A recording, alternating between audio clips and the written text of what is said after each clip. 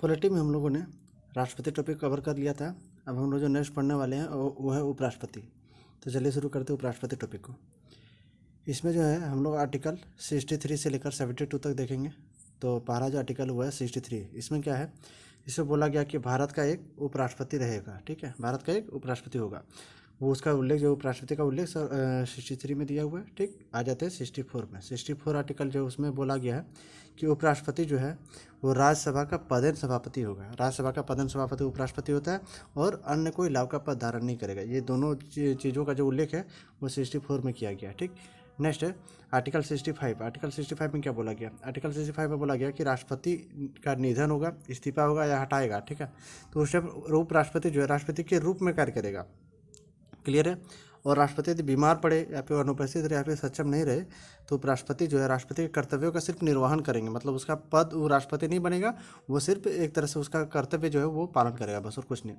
Next आता है, इसमें कुछ नोट है उसको याद रखना है। दोनों मामलों में उपराष्ट्रपति को राष्ट्रपति की भांति उपलब्धियां यानी कि वेतन, समान वेतन मिलेगी, पर उपलब्धियां भी समान होगी। अन्य सुविधा जो है राष्ट्रपति को मिलता है वो इनको भी मिलेगी, सेम सेम।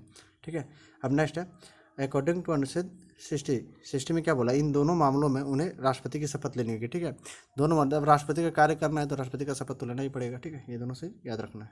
नेक्स्ट आता हूँ आर्टिकल 66। आर्टिकल 66 में क्या बोला है, उपराष्ट्रपति के निर्वाचन, उपराष्ट्रपति का जो निर्वाचन होगा उसका उल्लेख है किसमें? 66 में। ठीक है, 55 में था राष्ट्रपति का, 66 में उपराष्ट्रपति का। अब नेक्स्ट देखते हैं इसका, इनका भी जो है जो निर्वाचन होगा उसमें क्या क्या देखिए, एकल संक्रमणीय अनुपातिक पद्धति द्वारा निर्वाचन होगा और ये भी गुप्त मतदान होगा। ठीक है, राष्ट्रपति के जैसे इनका भी है। ठीक, अब नेक्स्ट देखिए इसका शर्त क्या है, किसी सदन का या किसी राज्य के विधानमंडल के किसी सदन का सदस्य उपराष्ट्रपति नहीं होगा। क्लियर है, किसी भी सदन इनके संसद के किसी भी सदन का वो सदस्य नहीं होगा और ना ही विधानमंडल के, राज्य के विधानमंडल के किसी सदन का सदस्य होगा।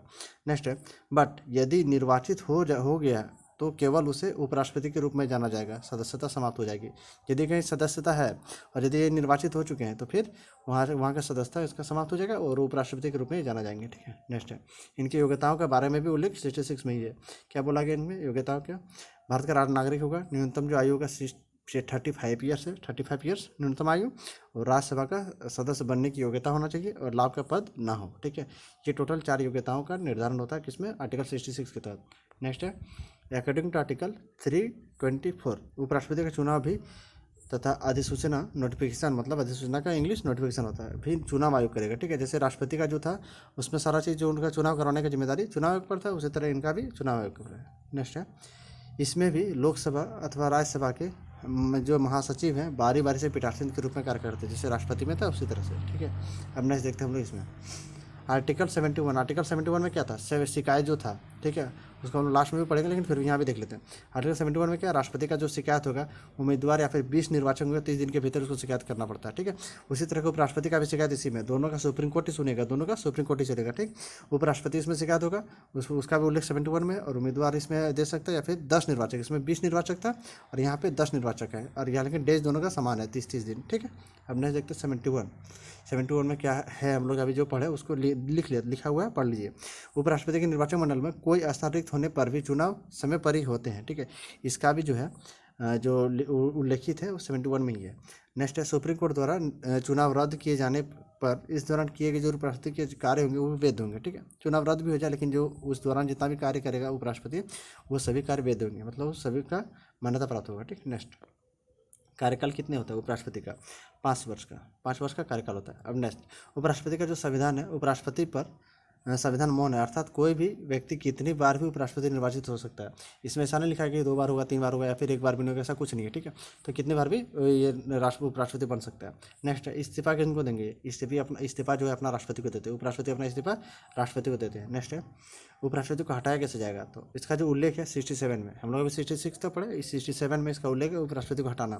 ठीक है, प्रस्ताव सदैव पहले राज्यसभा में, क्योंकि राज्यसभा का पद सभापति होता है तो पहले राज्यसभा में आएगा। नेक्स्ट है प्रस्ताव पर चर्चा है तो 14 दिन पूर्व आपको उपराष्ट्रपति को जो है सूचना देना पड़ेगा। ठीक, नेक्स्ट है राज्यसभा के तत्कालीन सदस्य बहुमत से पारित करे तो यह लोकसभा में जाता है, और लोकसभा भी यदि पारित कर दे तो उपराष्ट्रपति को पद छोड़ना पड़ेगा। ठीक है, यह केवल सहमति ही हो जाएगा, उसको छोड़ना ही पड़ेगा फिर हटा दिया जाएगा। ठीक, नेक्स्ट है अब आर्टिकल 68 देखिए, उपराष्ट्रपति के पद में रिक्ति को भरने हेतु निर्वाचन करने का समय जो है उसका उल्लेख 68 में ही है।